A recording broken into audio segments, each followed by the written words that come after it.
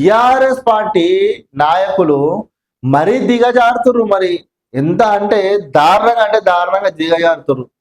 ఇక సిట్టు విచారణ జరుగుతుంటే ఆడ మన తెలంగాణ భవన్ దగ్గర మీడియా మిత్రులు పోతే ఆ మీడియా మిత్రులు ఏబిఎన్ ముఖ్యంగా ఇక ఏబిఎన్ కెమెరామ్యాన్ ఉన్నాడు, జర్నలిస్ట్ ఉన్నా అని చెప్పి డైరెక్ట్ కుర్చీతోనే ఆ కెమెరామ్యాన్ కొట్టి ఆ కెమెరా ధ్వంసం చేసిరట, వాళ్ళకి గాయాలైనాయట. ఏమన్నా సిగ్గుందా అసలు?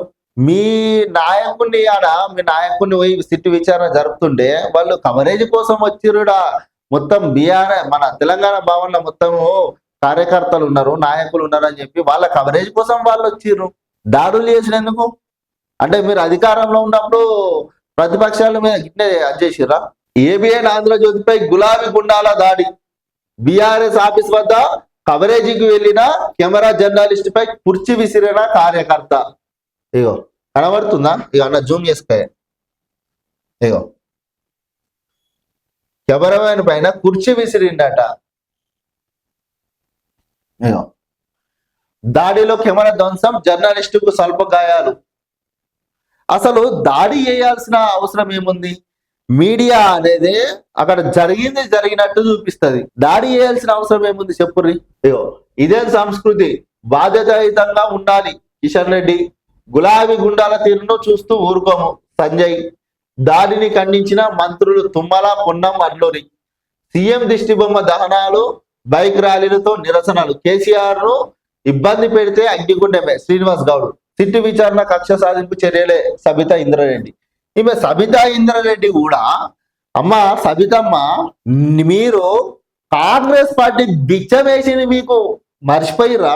కాంగ్రెస్ పార్టీ బిచ్చమేసింది. ఇప్పుడు నువ్వేమంటున్నావు? సిట్టు విచారణ కక్ష సాధింపు చర్యలే అంటున్నావు.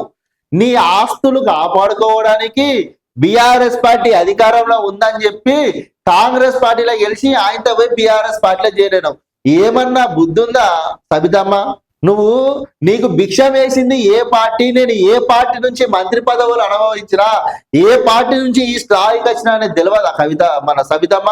వాళ్ళ ఇంట్లో సొంత బిడ్డనే బయటకు వెళ్ళగొట్టిర్రు, తెలియదా? ఇంత కేసీఆర్ ఇబ్బంది పెడితే అగ్నిగుండమే. ఇక శ్రీనివాస్ గౌడ్ అంటుండు. అయ్యా శ్రీనివాస్ గౌడ్ గారు, కేసీఆర్ ను ఇబ్బంది పెడతలేరు, వచ్చి సమాధానం చెప్పమంటారు వాళ్ళు. సిట్ అధికారులు సమాధానం చెప్పుర్రి.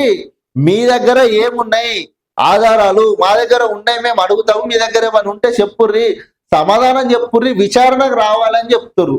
ఇక అగ్నిగుండమే, అదే అగ్నిగుండం చేస్తాం, రాష్ట్రాన్ని అల్లకొల్లం చేస్తాము, ఆగమాగం చేస్తామని కాదు. వాడ అల్లకొల్లం చేసేది మీరే చేస్తుర్రు, ప్రజలను రెచ్చగొడుతుర్రు, మా నాయకుడిని అరెస్ట్ చేస్తుర్రు.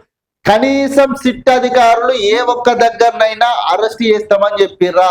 కేవలం నోటీసులు ఇస్తున్నాము, ఆ నోటీసులకు విచారణకు రావాలి అని చెప్పిర్రు. ఈ బిఆర్ఎస్ పార్టీ నాయకులు సీఎం దిష్టిబొమ్మ దహనాలు, బైక్ ర్యాలీలతో నిరసనలు. అసలు రేవంత్ రెడ్డి దిష్టిబొమ్మల దహనం చేస్తుర్రు. అసలు అంత అవసరమా?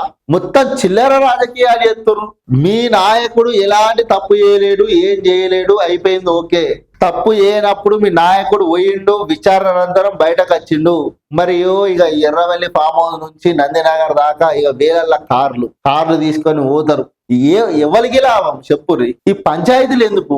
చట్టానికి ఎవరు చుట్టం కాదు. చట్టం తన పని తను వేసుకుంటా పోతూనే ఉంటది కాబట్టి చట్టానికి ఎవరు చుట్టం కాదు.